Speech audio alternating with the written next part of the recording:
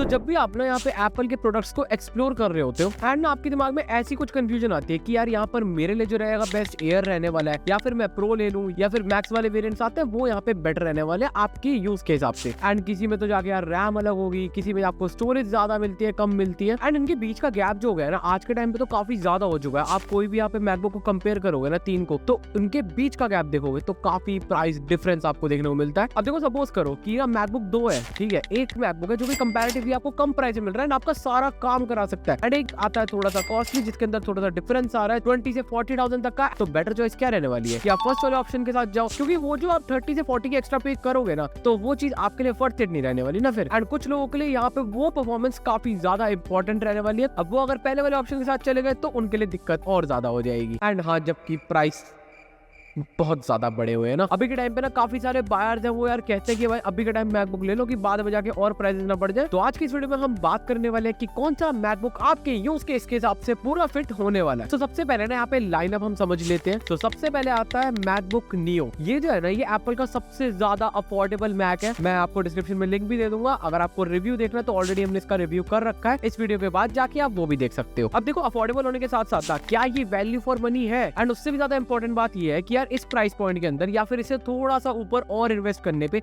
हमें क्या इससे बेटर मैकबुक मिल जाएगा? क्योंकि इसके अंदर तो देखो यार आपको एम सीरीज भी नहीं मिलती, इसके अंदर तो एक आईफोन का चिप मिलता है आपको। हाँ वही चिप है जो कि 16 प्रो में था। एंड देखो उसके साथ साथ ना अभी के टाइम पे एम सीरीज की अगर मैं बात करूं, लेटेस्ट में यहाँ पे M5 वाले मैकबुक्स चल रहे हैं। अब यहाँ पे अगर उनकी कॉस्टिंग की अगर हम बात करें, मैकबुक M5 एयर को ही देख लो, कॉस्ट की बात करें तो 1,49,900 के आसपास मिल रहा है। मे बी यार अभी तक जब मैं वीडियो डाल रहा हूँ शायद से थोड़ा बहुत और ऊपर नीचे हो सकते हैं, मतलब मैंने जस्ट आपको स्टार्टिंग प्राइस का बताया। ये 13 इंच का था। एंड 15 इंच की बात करें तो 1,79,900। डिजाइन 2022 वाला ही है, लेकिन अंदर दो यहाँ पे चेंजेस ऐसे हैं जो असली फर्क यहाँ पे डाल देते हैं। पहला, बेस स्टोरेज की बात करूँ तो यहाँ पे 512 GB आपको मिलेगी, जो कि एप्पल के ओल्ड वाले 256 GB वाले आते थे वो अब यहाँ पे नहीं आते। सेकंड, बेस मेमोरी की बात करूँ तो 16 GB है, और ये एक ना आराम से आप 3 से 4 साल बड़ी आराम से यूज कर सकते हो। एंड अगर अभी के टाइम पे हम अफोर्डेबल मैकबुक्स की बात करें तो एक और कैटेगरी आ जाती है जो कि आपको प्री ओन्ड मैकबुक्स की बात आती है, उसके बारे में भी हम बात करेंगे अभी। एंड यस, आपके लिए कौन सा बेस्ट वैल्यू फॉर मनी रहने वाला है उसमें भी बताएंगे आपको। एंड एक ना बहुत ज्यादा कंफ्यूजन रहती है काफी सारे बायर्स को, मैकबुक प्रो जो है ना वो एक तरीके से तेज मैकबुक एयर है सिर्फ, और कुछ भी नहीं। तो ऐसा नहीं है। देखो यार मैकबुक प्रो जो है ना वो एक अलग कैटेगरी में फॉल करता है। सबसे बड़ी बात ना उसके अंदर आपको फैन मिलता है, ठीक है। लंबे टाइम पे अगर आप काम कर रहे हो ना, काफी देर तक काम कर रहे हो,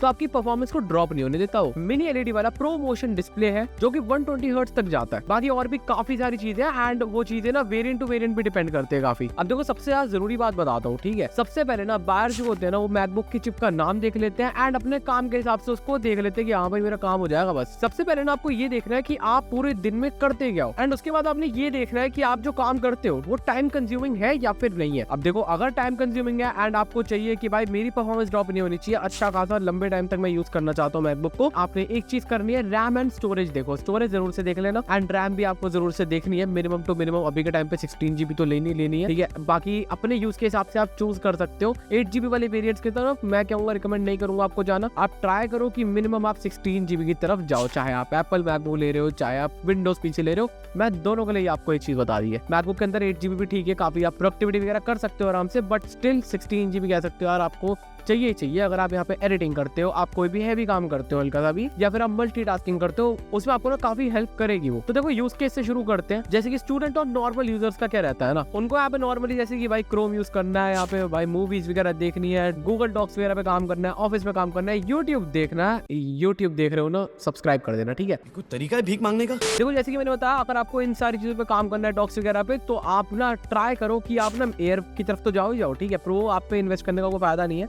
एयर की तरफ जाओ। एंड यहाँ पे ना रैम और स्टोरेज पे ज्यादा इन्वेस्ट करो, ठीक है। आपको रैम इसमें अच्छी खासी चाहिए होगी कि आप भाई मल्टीटास्किंग करोगे, भाई बहुत सारी चीजें एक साथ चलाओगे। अब अगर आप वेब डेवलपमेंट करते हो, VS कोड, गिट और ब्राउजर चलाते हो, तो आपकी जो नीड है ना वो एक स्टूडेंट से ज्यादा नहीं है। लेकिन जैसे Docker containers, local databases, Xcode या एंड्रॉइड स्टूडियो आते हैं, खुद ही यहाँ पे मेमोरी अच्छी खासी ले लेता है। और अगर आप थोड़ी हैवी साइड पे आते हो तो आपको सिर्फ ज्यादा रैम की नीड नहीं है, आपको चाहिए सस्टेन्ड परफॉर्मेंस। मतलब ऐसा नहीं है कि रैम नहीं चाहिए, ये भी चाहिए, मतलब सस्टेन्ड परफॉर्मेंस जो आपको साथ साथ चाहिए ही होगी, क्योंकि कंपाइल एक बर्स्ट नहीं होता एंड एक फैनलेस मैक जो होगा ना वो आपकी परफॉर्मेंस ड्रॉप करने करने लगेगा। अब देखो डिजाइन और फोटो एडिटिंग में भी ना यही लॉजिक लगता है। फिग्मा, कैनवा और नॉर्मल फोटोशॉप, पोस्टर, अब ये सारे जो काम है ना ये आपकी एंट्री लेवल मैकबुक में भी आराम से हो जाएगा। अब देखो यहाँ पे अगर हम वीडियो एडिटिंग की बात करें ना, मतलब यहाँ पे आप यूट्यूब वीडियोस वगैरह एडिट करते हो, शॉर्ट्स एडिट करते हो, बट बेसिक लेवल पे करते हो, ठीक है, तो आप यहाँ पे कह सकते हो आप एयर की तरफ जा सकते हो। बट अगर आप देखो आप कंटेंट क्रिएटर हो तो यहाँ पे आपको प्रो की जरूरत पड़ सकती है एडिटिंग में। हाँ, अगर आप देखो स्टार्ट कर रहे हो या फिर बेसिक लेवल की एडिटिंग कर रहे हो तो हाँ आप एयर भी ले सकते हो इस केस में। अब देखो गेमिंग पे ना मुझे लगता है कि आपको भी यहाँ पे आंसर पता होगा, गेमिंग के लिए यहाँ मैकबुक बिल्कुल भी नहीं है। गेमिंग के लिए कह सकते हो भाई मैकबुक कोई लेता भी नहीं है। अगर आपको यहाँ पे गेमिंग करनी है, कुछ भी करनी है, तो आई रिकमेंड कि भाई आप विंडोज लैपटॉप की तरफ ही जाओ भाई। अगर आप अच्छे खासे गेमर हो ना भाई तो आपको यार विंडोज लैपटॉप ही लेना चाहिए। मैकबुक पे